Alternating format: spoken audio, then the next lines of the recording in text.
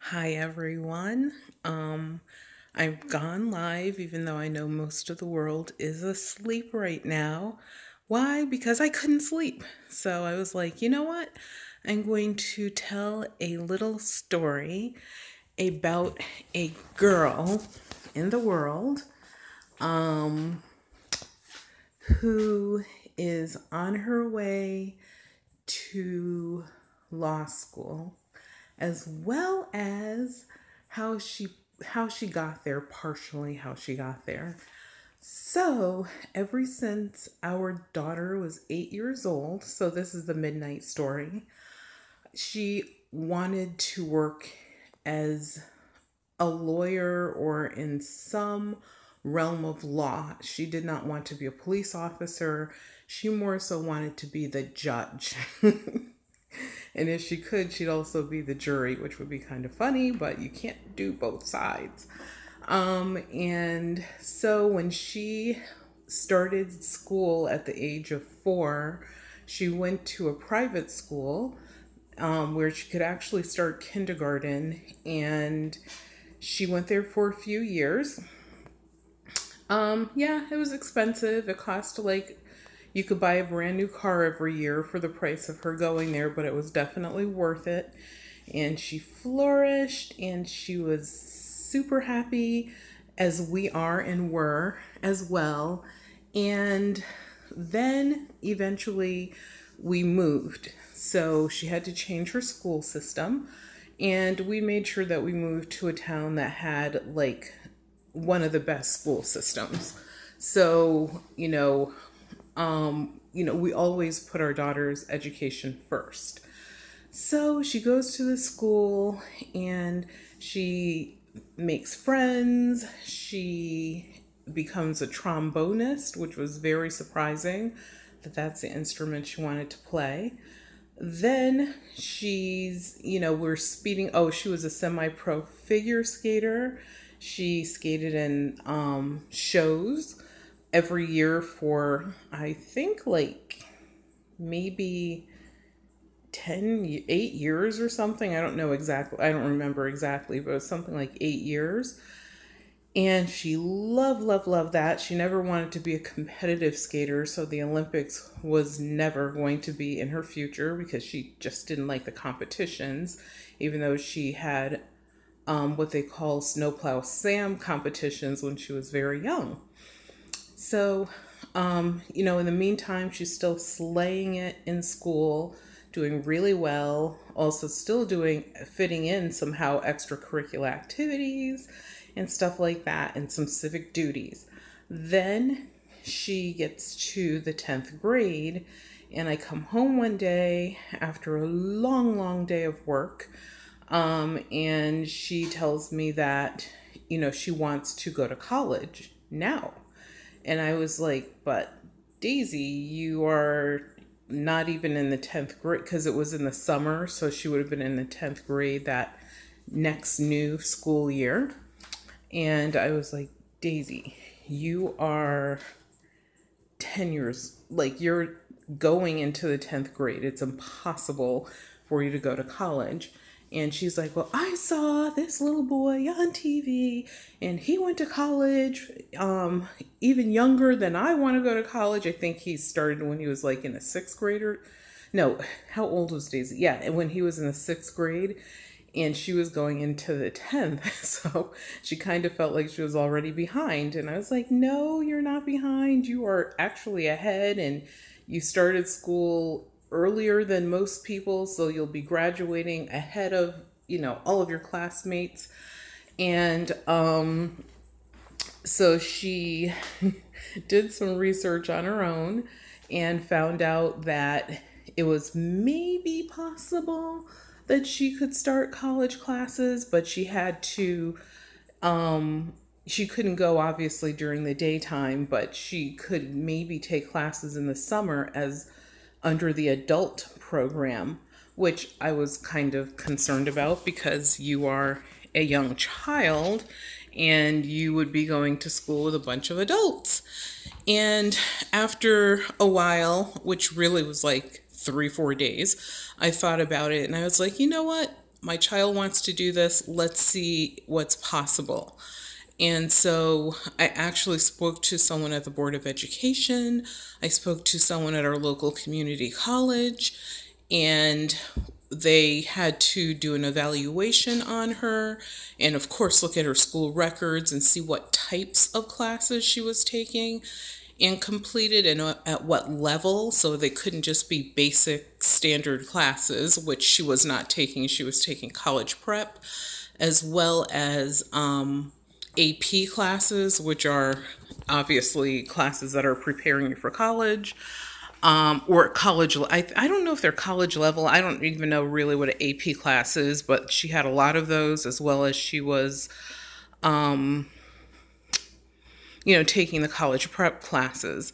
So looking at the difficulty of the classes, as well as the grades that she received and what she would be taking in the future, they determined that, she needed to have a psychological evaluation just to make sure that, someone as young as she is would be able to, be in with adults and be able to, get along, not be lost, not need a lot of any hand holding. Actually, she couldn't have any hand holding. She'd have to be able to stand on her own.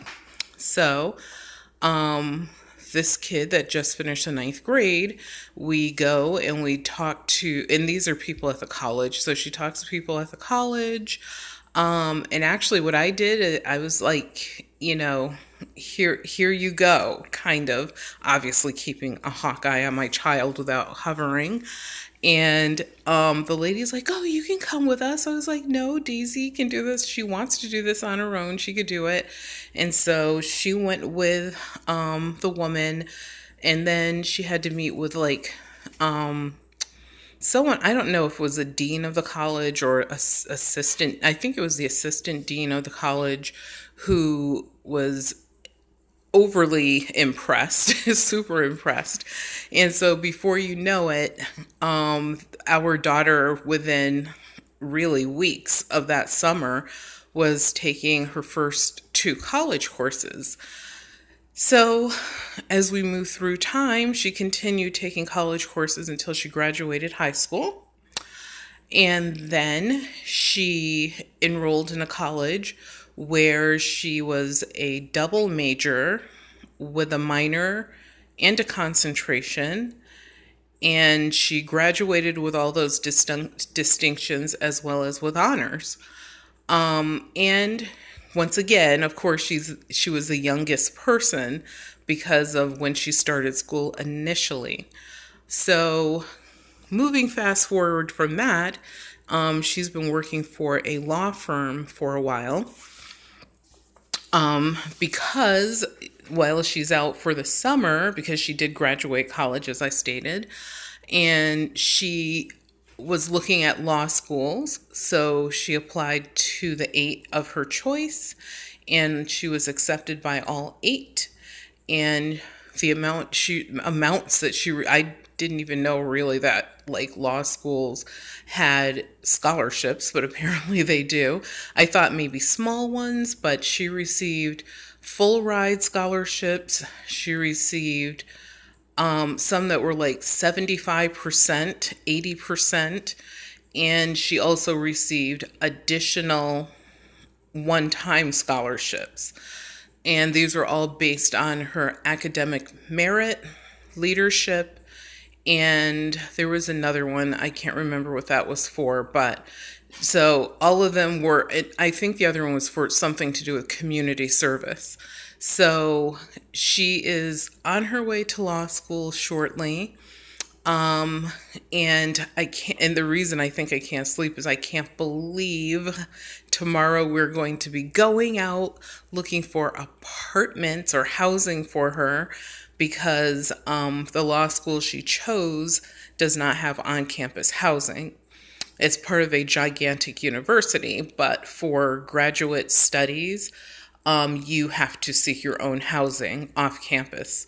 So I was, I'm amazed. It's pretty remarkable what your kids can do if you allow them to fly, which is something that we should probably see. That wall in our kitchen back there. We should have that on the wall in our kitchen. Is, let your kids fly, because when you do, they still need guidance.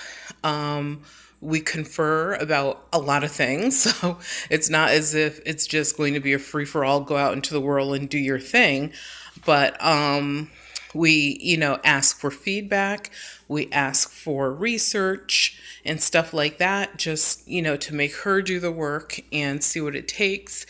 And we expect certain results, and we've never expected anything different. So she doesn't know to do anything differently but her best.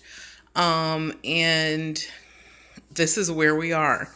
So soon, Daisy will be starting that adventure. It's for 3 years.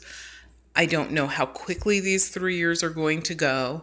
I do know that she wants to, of course, work in a prosecutor's office or something of the like, or either she does have a couple areas of law which are specialized and something that's highly needed right now and probably into the future that she wants to do. So it's very exciting to see this, but it's also very, I don't know, it's weird. It's a weird crossroads, simply because one of the reasons for us anyway is Daisy is our only child. So, we're going to have our house is generally pretty empty usually anyway. So it's going to be super empty. It's bad enough that her friends are all out in the world as well. So it's not like there's any sleepovers. There's no kids coming and going or young adults. It's going to be just me, the dog, my husband, who is still working. He hasn't retired yet. We're not of retirement age. I always talk about retiring, but it's going to be very, very strange. But, that's what we nurture our children for. And that is what they're supposed to do, is go out there and live a life and rule the world. And it's going to be so exciting. Part of her study program, she will be going to Washington, D.C., or to London, England, to study their healthcare system. So that should be very interesting. And if she goes to England, we are also going to England for a couple of weeks, at least for a vacation. If she goes to DC, we're probably not going there because we've been there 100 times. But, okay, not 100, but probably like 20 times. So, it's just one of those things. And, there's more to the story than that, as far as like mentoring, nurturing, literally sitting down, checking homework while your kid's doing your homework. Pull up your bills, read a book, be present versus sending them away to, do this homework by themselves, especially when they're young. When they're older, not so much. Also, some of the things that we do for family activities are more, they're like learning experiences, but a young person, even our child at this age, doesn't usually think of it as that because it's also fun. So, we never limited television. We just never had the TV on so often that it ever was an issue. And, did our child watch cartoons? Absolutely. Did she have toys? Every day. We believe in creativity, so she had creative toys as well as some of the standard toys. And her thing was mostly I thought she was going to be like an architect or something because she loved building, but she did not. She did not want to continue the world of insane math, as she called it. So eventually she's sort of that was something that when she was super young, it seems like she wanted to do, until honestly she saw an episode. I let her see this episode of Law and Order because it sort of pertained to, younger kids. And one thing when you have, thankfully we haven't been exposed to a lot of like crime and craziness at all in our lives in total, my husband and I. So, and especially our child, basically zero. So I was like, she needs to watch this because she needs to see the world can be a dangerous place. And she also, and it was about this little kid. So after watching that episode, that is why she decided to go into law at the age of 8. We always have conversations. There's never anything that's off limits. There's no, you better not do this or you better not do that. Because once you tell people that, let alone kids, the first thing they want to do is this or that. And so, I mean, the way we raised our child, to me anyway, it seems like it was very simple. One of the big simple rules I used is don't do most of what my parents did or most of what other people did that I saw that did not work, or I saw the results of, other people's lives. And I would take the good examples from that, but leave everything else quickly and without regret behind. And that's how I basically lived my own life and continue to live my life. And that's how I was able to get as far as I did, let alone our child getting as far as she has gotten, as well as pulling my husband along. He came from, I think, what seemed to be a very comfortable life. I don't think, to me, it just seems like expectations were not super high, but he had a super loving family, and he was just a dude in the world, basically. And when we got together, this is when we actually, he asked me, I want to say it was maybe a few months before I kind of suspected he might want to marry me, is when or was going to ask me the question, if you will. I remember, just throwing it out there like, oh, by the way, what are you going to do with your life? Why are you working that job versus doing the same thing for this government body, which would pay you 3-4 times more for the same exact thing, plus all the other extras that come with it. And, he quickly fell into line. Hi, Al, you're going to be listening to this and it's going to be really funny.